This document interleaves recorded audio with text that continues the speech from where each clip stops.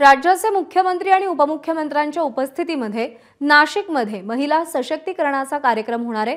जिल्ह्याभरातून 50,000 महिला या कार्यक्रमाला उपस्थित राहणार आहेत। पण या कार्यक्रमावर सध्या पावसाचं सावट आहे। कार्यक्रमस्थळी व्यासपीठाच्या बाजूला पाणी साचलंय आणि साचलेलं पाणी चर खोदून वळवण्यासाठी सध्या प्रयत्न सुरू आहेत।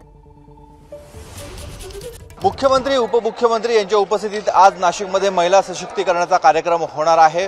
पंचवटीच्या तपोवन परिसरातील मोदी मैदानामध्ये हा कार्यक्रम होतोय। मात्र या कार्यक्रमावर पावसाचा सावट आहे। सकाळपासूनच ढगाळ हवामान आहे आणि रिमझिम पावसाचे सरी देखील कोसळता आहे।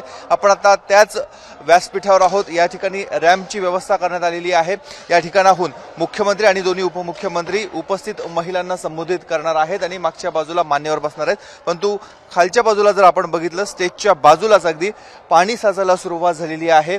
कालपासूनच हा डोम उभारण्यात आलेला आहे। मात्र तरी देखील पावसाचं पाणी आतमध्ये येत आहे आणि म्हणूनच आता चर खोदण्याचं काम चालू आहे, जेणेकरून इथे साठलेलं पाणी हे दुसऱ्या बाजूला वळवण्यात येईल आणि इथे जे उपस्थित मान्यवर असतील किंवा ज्या महिला जिल्ह्याच्या कानाकोपऱ्यामधून येणार आहेत त्यांना कुठल्याही स्वरूपाचा त्रास होणार नाही याची खबरदारी घेतली जाते। स्टेजच्या दोन्ही बाजूला या बाजूला देखील आपण बघतोय ग्रीन कार्पेट टाकलेलं आहे, परंतु त्याच्या खाली देखील मोठ्या प्रमाणामध्ये पावसाचं पाणी साचलेलं आहे। काल सायंकाळनंतर या परिसरामध्ये जोरदार पाऊस झालेला होता, त्यामुळे नाशिक जिल्ह्याचे पालकमंत्री दादा भुसे थोड्या वेळाने इथे येऊन पाहणी करणार आहेत।